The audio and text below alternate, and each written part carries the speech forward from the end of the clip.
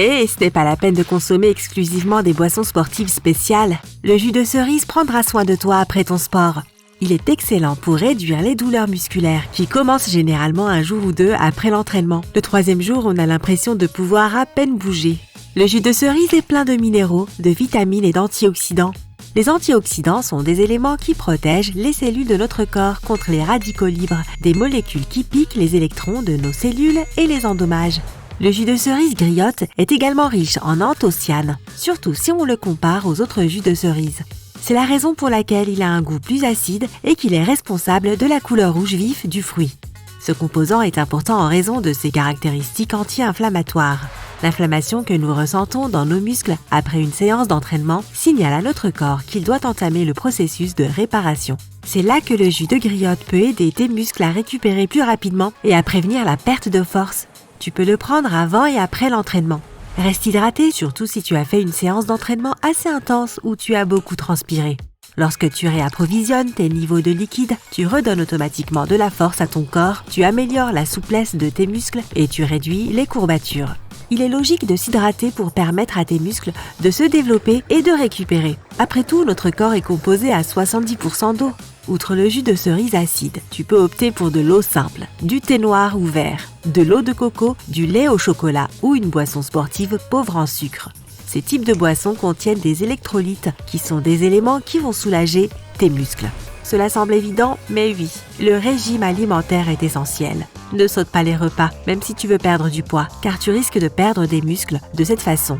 Cela fonctionne à l'inverse. Tu dois manger des repas appropriés pour développer tes muscles et accélérer ton métabolisme. Les aliments riches en protéines sont ceux dont tu as besoin pour construire et récupérer des muscles, alors opte pour la viande, les produits laitiers, les œufs, les noix et les légumineuses. En plus des repas plus copieux, choisis de bonnes collations post-entraînement qui ne contiennent pas trop de calories. La thérapie de contraste est une autre chose à faire après l'entraînement. C'est fastoche, d'abord tu te douches avec de l'eau plutôt froide, puis tu passes à de l'eau plutôt chaude et enfin tu répètes l'opération plusieurs fois. Des recherches montrent que ce type de thérapie soulage les muscles endoloris et remet ton corps sur les rails mieux que d'autres méthodes de récupération. Un rouleau de mousse est un outil d'automassage.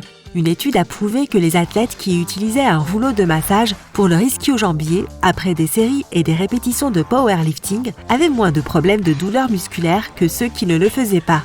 Cela stimule le flux sanguin vers les zones spécifiques que tu masses avec le rouleau, ce qui permet finalement d'apporter des nutriments importants au tissu musculaire. Tu peux également utiliser le rouleau de massage avant l'entraînement pour échauffer un peu tes muscles, mais c'est un excellent moyen de se détendre après l'entraînement. Passe lentement sur les muscles que tu trouves tendus. Et si tu remarques des points sensibles, reste dessus pendant 20 à 30 secondes avant de passer au suivant. La récupération active, c'est-à-dire la réalisation d'entraînements à une intensité plus faible où tu n'auras pas à transpirer beaucoup, est également une option. Il peut s'agir de yoga, de jogging, de marche ou de natation, mais rien de trop difficile. Mais qu'il semble que tu doives rester inactif pendant un certain temps pour donner à tes muscles une chance de se reposer, rester actif est essentiel. Cela permet au sang de circuler, ce qui aide ton corps à récupérer après des exercices intenses. Et en même temps, tu ne mets pas trop de pression sur les articulations et les muscles. L'activité physique aide également tes muscles à rester souples, réduit les douleurs et élimine les toxines de ton corps. En plus, tu te sens bien en restant actif pendant tes jours de repos, mais à une intensité moins élevée.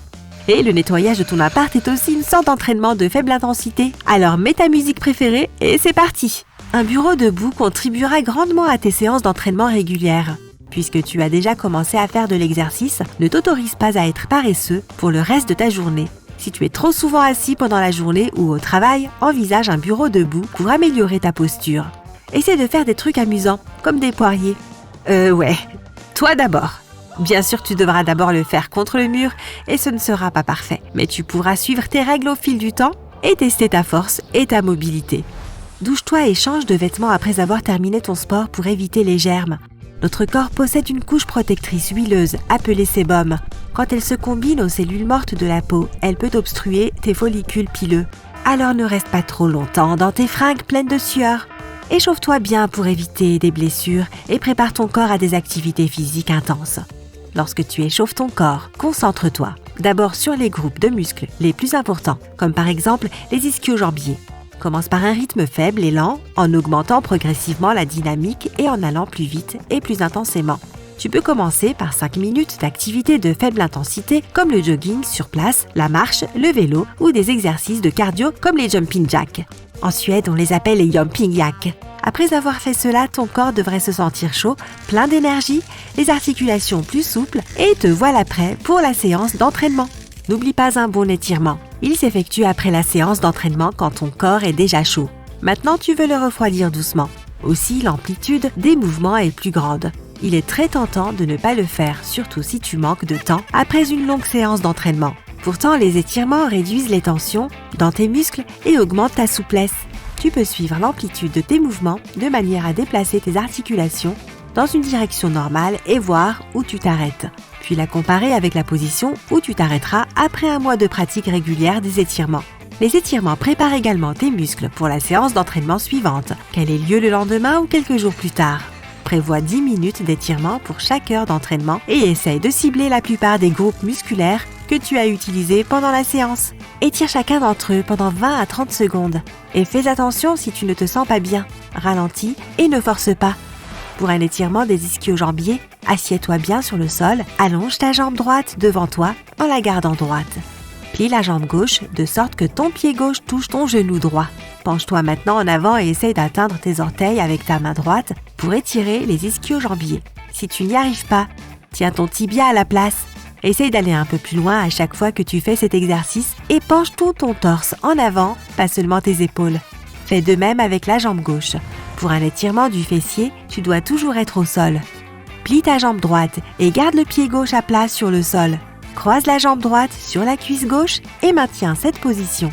Tire les deux jambes vers la partie supérieure de ton corps. Garde cette position et après 30 secondes, fais la même chose du côté opposé. Pour un étirement de l'aine, assieds-toi sur le sol et colle les plantes de tes pieds l'une à l'autre. Tiens tes orteils et penche ton torse vers l'avant en pliant les hanches. Pour étirer le bas du dos, allonge-toi sur le dos, plie les genoux et serre tes tibias. Rapproche lentement tes genoux de ta poitrine pour sentir le bas de ton dos s'étirer. Pour un étirement des abdominaux, tu dois t'allonger sur le ventre. Les mains sont placées sous les épaules, lève le haut du corps et garde le bassin sur le sol. Cet exercice cible la zone avant du ventre. Et aussi, assure-toi de bien dormir. Les chats passent environ 2/3 de leur vie à dormir. Cela semble tentant, mais nous n'avons pas besoin d'autant de temps, donc en moyenne, nous n'en passons qu'un tiers. Lorsque nous ne dormons pas suffisamment, notre corps n'a pas assez de temps pour récupérer. Normalement, tu es censé dormir en 10-15 minutes. Si tu es vraiment en manque de sommeil, cela te prendra moins de 5 minutes. Essaie de ne pas faire d'exercice intense avant d'aller te coucher, car cela pourrait t'empêcher de dormir, alors que faire des exercices régulièrement t'aide à avoir un sommeil de meilleure qualité.